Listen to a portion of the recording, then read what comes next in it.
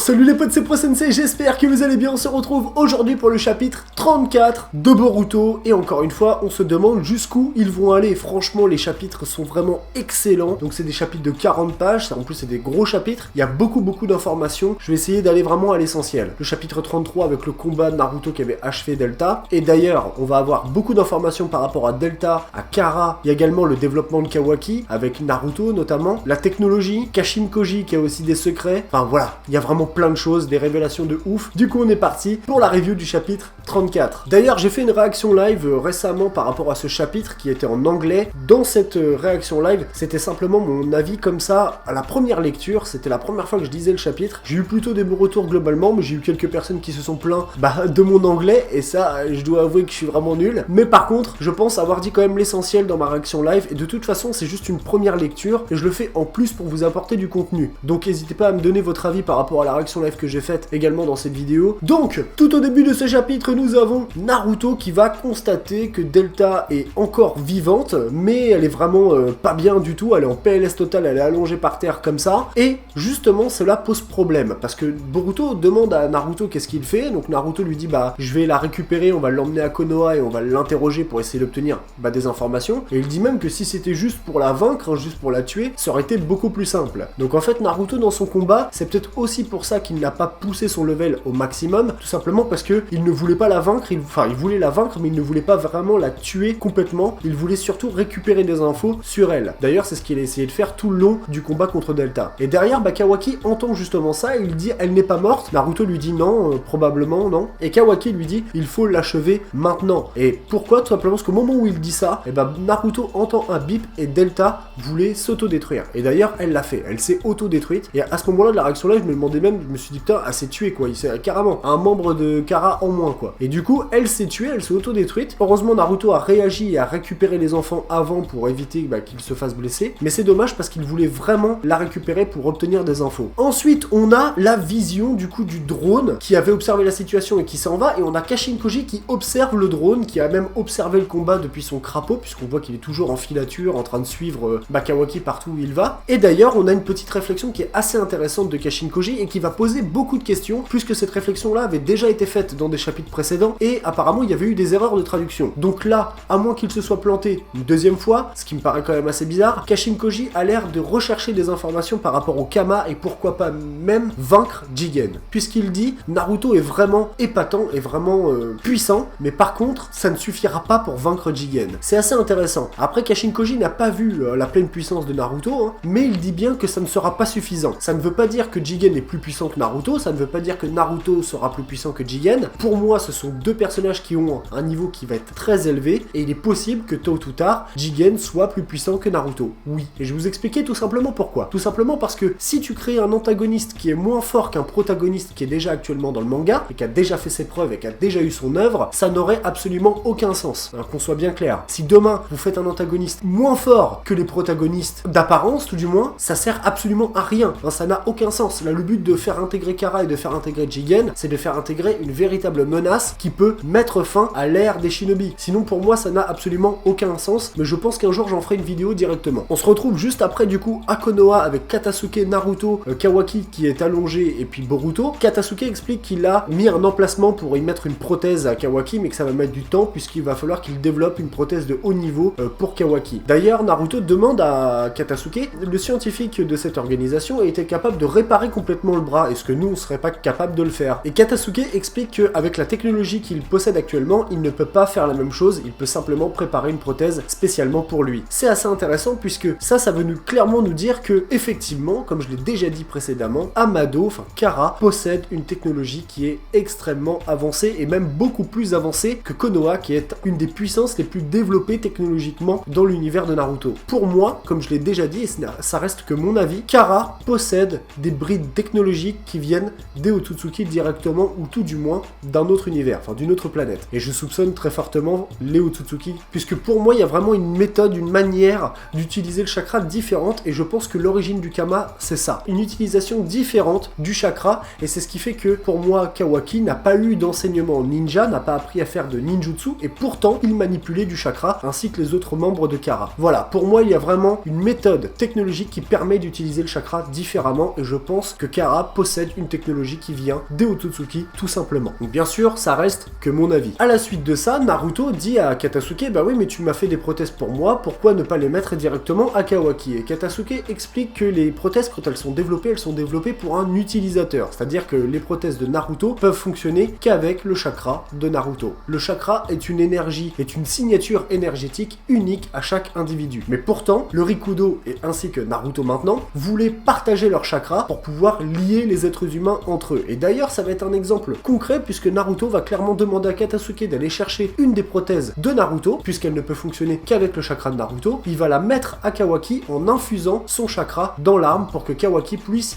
utiliser la prothèse avec le chakra de Naruto. C'est un excellent exemple, le fait que le chakra relie les êtres humains. Et il avait expliqué ça d'ailleurs à Kawaki qui ne comprenait pas vraiment le sens de cette phrase. Grâce à cet exemple notamment, Kawaki va vraiment avoir une admiration pour Naruto et essayer de comprendre le message que Naruto veut lui transmettre à travers le chakra et le partage avec les autres. Et vous allez voir que ça va vraiment s'accentuer ce développement-là et je le trouve vraiment excellent. Quand j'entends des gens qui disent que Kawaki n'est pas développé, franchement, je comprends pas. Vraiment, je comprends pas et vous allez voir la fin du chapitre, c'est encore pire. Il met la prothèse, ça fonctionne et tout. Katasuke se dit, bah tiens, j'avais pas pensé à faire ça, d'utiliser le chakra de la personne pour faire fonctionner la prothèse sur quelqu'un d'autre. Et du coup, Naruto l'a fait un peu instinctivement parce qu'il voulait vraiment tester des choses pour aider Kawaki au maximum. Et du coup, ça a fonctionné. L'avantage, c'est que Kawaki a un avant-bras et il peut l'utiliser. Du coup, ça fonctionne et tout. Le désavantage, c'est que à partir du moment où Naruto dort, il ne pourra pas l'utiliser. Tout simplement parce qu'il faut que Naruto soit conscient et qu'il lui partage le chakra comme si qu'il créait un clone. C'est l'équivalent finalement de faire un clone, ça veut dire que tu utilises ton chakra, tu divises ton chakra, et donc là c'est un peu le même principe. Naruto, vu qu'il a l'habitude et qu'il a une grosse quantité de chakra et qu'il a l'habitude d'avoir des clones, il va maintenir son chakra pour que Kawaki puisse utiliser la prothèse tranquillement. Ceci va tout du moins être un dépannage, on va dire, quelque part par rapport à la réparation future de Kawaki. Mais on pouvait voir que du coup, si Amado est capable de le réparer entièrement et pas Konoha, il y a vraiment un écart technologique de ouf. Derrière, il y a une petite remarque de Boruto qui est assez amusante qui dit à Kawaki qu'il l'envie presque d'avoir un avant-bras technologique, tu vois, parce que Boruto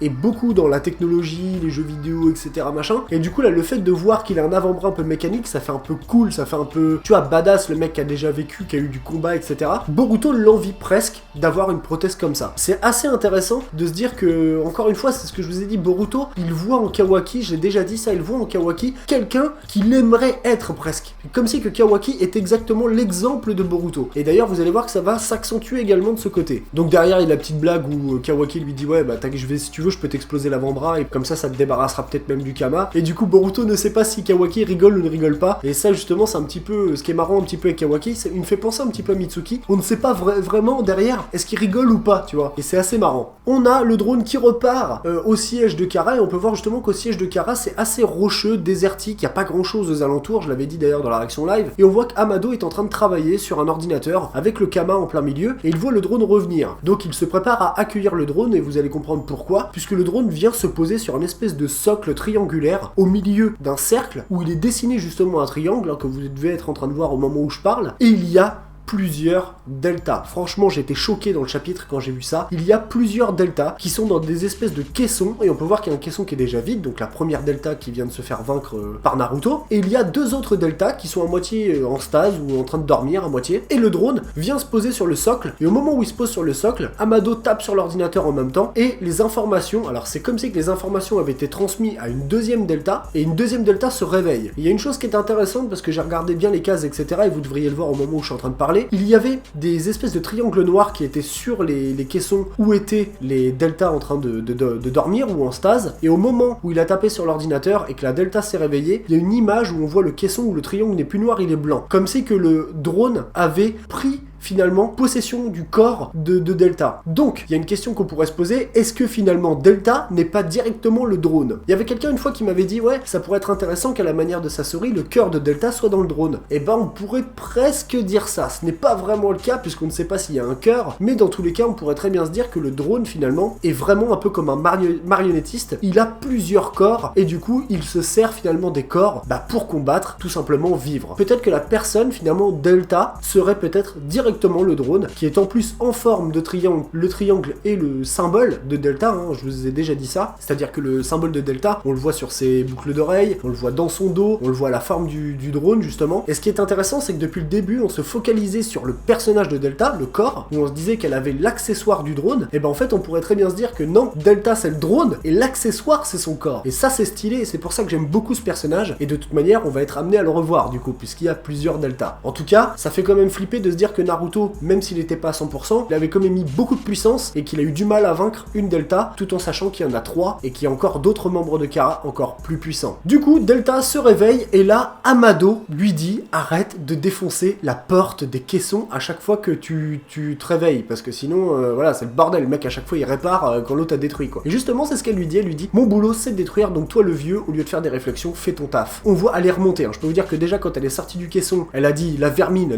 Naruto Uzumaki, je vais te déglinguer. » Elle est super vénère, et d'ailleurs, elle part et elle rencontre dans le couloir un membre de Kara qu'on n'avait pas encore vraiment entendu parler plus que ça, nommé Boro. Donc je ne savais pas, Boro ou Bolo, je sais pas comment on dit. Dans ma réaction live, je me suis trompé, je pensais que Boro c'était le nouveau personnage qu'on va voir après, et en fait non, c'est lui. Et on peut voir que en fait c'est une espèce d'illusion, parce que quand Boro se fout de sa gueule en lui disant alors bah je suis venu te voir en direct parce que apparemment tu t'es fait défoncer comme une misérable, elle a voulu lui mettre un coup de pied et elle est passée à travers, c'est-à-dire que son pied et sa jambe est passé à travers, et Boro était un peu comme un hologramme, ou tout du moins comme une illusion, et justement ça faisait beaucoup penser au genjutsu qui avait été fait à la première conversation de Kara. On pourrait très bien se demander, est-ce que ce n'est pas Boro qui avait fait cette conversation genjutsu, au lieu que ce soit Jigen? Ça peut être intéressant tout du moins, et si c'est son système de combat, ça pourrait faire penser un petit peu à Obito, le fait que tu passes à travers, etc. Il doit y avoir un moyen de pouvoir le toucher physiquement. Au moment où il parle à Delta, il est bien là, hein, c'est pas il est très loin et il est juste là en hologramme, il est bien là, enfin tout du moins c'est ce que l'on pense. Et derrière Delta, s'assoit et commence justement à dire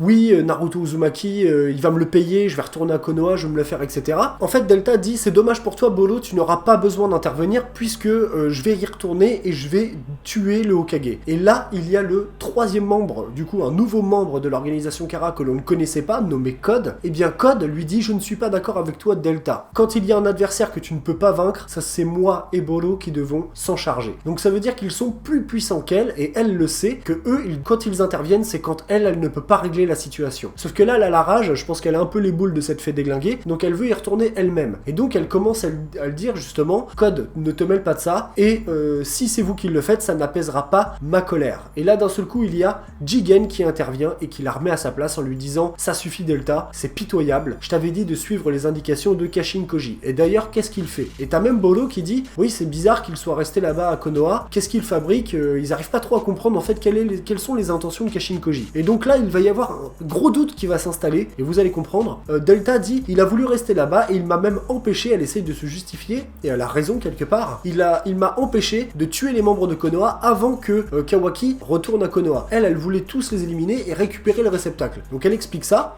a interpellé Jigen puisque elle dit il a voulu les suivre pour obtenir des informations. Et à ce moment-là, on a un espèce de visuel, 2-3 cases qui sont sur Amado, qui est en train de fumer une clope contre un mur. On voit que Amado en fait ne répond pas vraiment, mais il est là. Mais pourquoi il y a un zoom sur lui? Et on voit que Jigen tic, se retourne vers Amado, il dit des informations et ensuite il réfléchit à moitié, il est un peu pensif. Et justement, on peut voir que Amado a l'air d'être pensif également. Limite à se demander si Amado n'aurait pas demandé à Kashin Koji de récupérer des informations pour savoir comment pouvoir mettre à mal Jigen. Et vous allez comprendre pourquoi. Derrière, Delta finit d'expliquer, récapituler la situation. Il y a un autre Kama. À part Kawaki et Jigen, il existe un autre Kama. Elle parle bien sûr de Boruto. Et d'ailleurs, il y a Code qui dit « Me dis pas que c'est Sasuke Uchiwa ». Ils pensent que ce n'est pas Naruto puisqu'ils avaient observé le corps de Naruto après avoir vaincu Momoshiki. Ils n'avaient pas constaté cette marque. Ils se disent « J'espère que ce n'est pas Sasuke Uchiwa ». Donc c'est-à-dire qu'ils savent qui est Sasuke. C'est normal puisqu'ils avaient observé le combat contre Momoshiki. Ils se demandaient, ils se disaient « On n'espère pas que c'est lui parce que sinon ça va quand même être tendu ». Donc ce qui est bien, c'est qu'un jour on pourrait voir un futur affrontement Code versus Sasuke Uchiwa. Ça pourrait être vraiment stylé en tout cas. Ça interpelle également Jigen de se dire quoi, il y a un autre Kama, et donc du coup ils pensaient que c'était Naruto, mais en fait c'est pas Naruto. Maintenant ils savent que c'est Boruto, le fils du Hokage, et derrière Jigen dit Momoshiki a laissé derrière lui son propre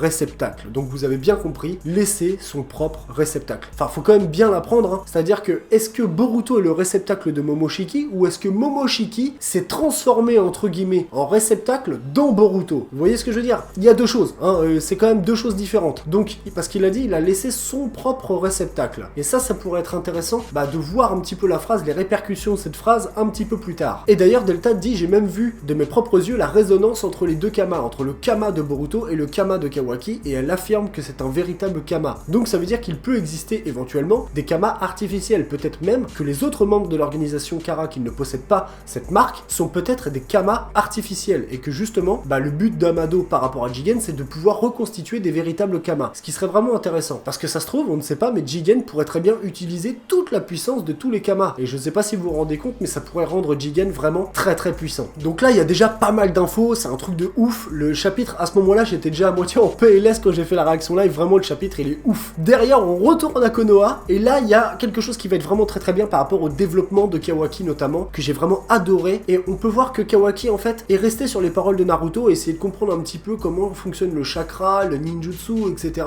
Il avait pas encore vraiment bien saisi ce que c'était, et il demande finalement à Naruto pourquoi il l'aide, et Naruto lui dit tu me fais penser à moi quand j'étais môme finalement, le fait d'être, je vous ai déjà dit, poursuivi par une organisation, avoir un pouvoir un peu secret, tu vois, vraiment pas mal de choses qui fait que vraiment Kawaki est dans une situation extrêmement délicate et que Naruto l'a été toute sa vie, et donc du coup à l'heure d'aujourd'hui je pense qu'il veut vraiment aider Kawaki par rapport à la peine qu'il ressent. Et Kawaki lui dit puisque tu veux m'aider, j'aimerais que tu m'enseignes le ninjutsu. Et c'est vraiment intéressant puisque à partir d'aujourd'hui, Naruto l'a bien dit, Kawaki sera le disciple de Naruto. C'est excellent, c'est vraiment excellent, et ça fait un très bon parallèle entre le fait que Boruto est le disciple de Sasuke et que Kawaki devient le disciple de Naruto. Et en plus, cela nous fait vachement réfléchir sur le premier chapitre où on voit que Kawaki dit à Boruto, tu vas rejoindre le Nanadaime Hokage, le 7ème Hokage. C'est assez intéressant de se dire qu'un jour le disciple voudra dépasser le maître, et pourquoi un jour Kawaki va se retourner contre Naruto. Bref, ça on en reparlera un petit peu plus tard parce que sinon je vais m'éparpiller. On peut voir que Kawaki commence à s'intégrer petit à petit à la bande, et le soir quand il ne peut pas utiliser sa prothèse et que Naruto dort, il essaie de recoller le vase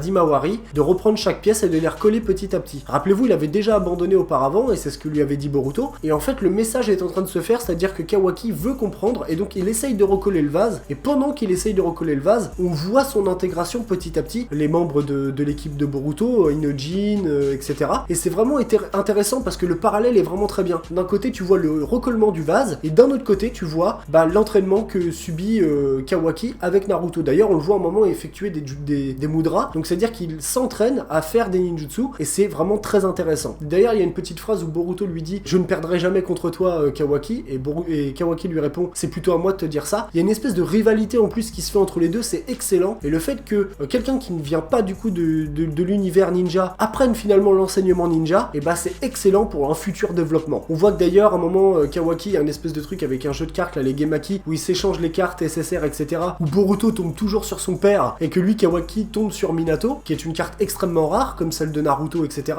Kawaki veut échanger sa carte avec Boruto, et j'ai trouvé ça vraiment très très bien puisque on peut voir que Kawaki attache vraiment une importance à la personne et pas à la carte, alors que lui pour Boruto c'est un jeu, et vu qu'il a tout le temps la carte de son père, la malédiction du Hokage il appelle ça, et du coup il arrive à échanger sa carte avec Kawaki, et il est super content. Du coup il y a vraiment une adaptation, tu vois Kawaki aussi qui fait des jetés de shuriken avec Sarada, et d'ailleurs Sarada, Mitsuki et Chocho se posaient des questions par rapport à l'intégration de Kawaki.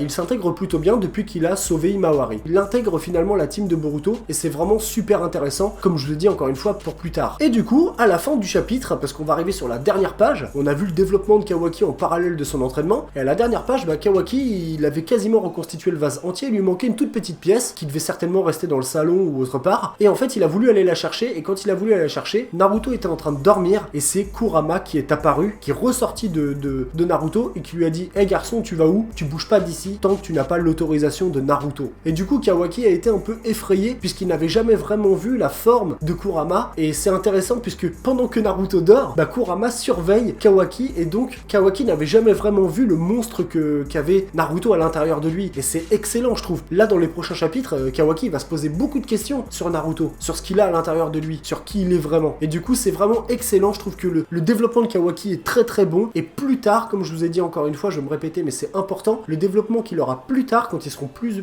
vieux, et tout ce qu'on est en train de voir c'est des choses qui vont marquer Kawaki et qui vont faire grandir le personnage, et j'aime beaucoup ce qui est en train de se passer autour de Kawaki, Boruto, Naruto, et on peut voir que comme je vous ai dit, Kawaki me fait beaucoup penser à Mitsuki avec le soleil de Boruto, et on a l'impression que pour Kawaki son soleil c'est Naruto quelque part, et je trouve ça très très bon, vraiment c'est un excellent développement. Donc dans ce chapitre on a eu vraiment du lourd, lourd, beaucoup d'informations, Kara, la technologie, les pensées de Kashin Koji, les informations qu'il peut obtenir, un Amado qui est un peu aussi discret dans son coin, on a l'impression qu'il n'a pas rien à se reprocher par rapport aux informations que Kashin Koji est parti chercher. Il y a également le réceptacle avec Boruto qui a apparemment la marque de Momoshiki à l'intérieur de son corps, un peu comme son propre réceptacle, donc ça serait une phrase à analyser plus tard. Il y a Delta et le drone, est-ce que le drone est Delta finalement? Il y a vraiment plein de choses. N'hésitez pas à me dire en commentaire ce que vous avez pensé de ce chapitre. Moi j'ai trouvé ce chapitre oufissime, vraiment, j'ai kiffé, j'ai pris un vrai plaisir à le lire et à chaque chapitre je prends vraiment du plaisir à le lire. La review était assez longue parce qu'il y a vraiment beaucoup d'informations et j'ai dû malheureusement aussi aller un peu plus vite parce que sinon les reviews dureraient beaucoup trop longtemps. J'espère en tout cas que ça vous a plu, que vous avez passé un bon moment avec moi. Comme d'habitude, n'hésitez pas à liker, à partager et à vous abonner surtout si le cœur vous en dit. Et j'ai plus qu'à vous souhaiter une excellente fin de journée. À très bientôt.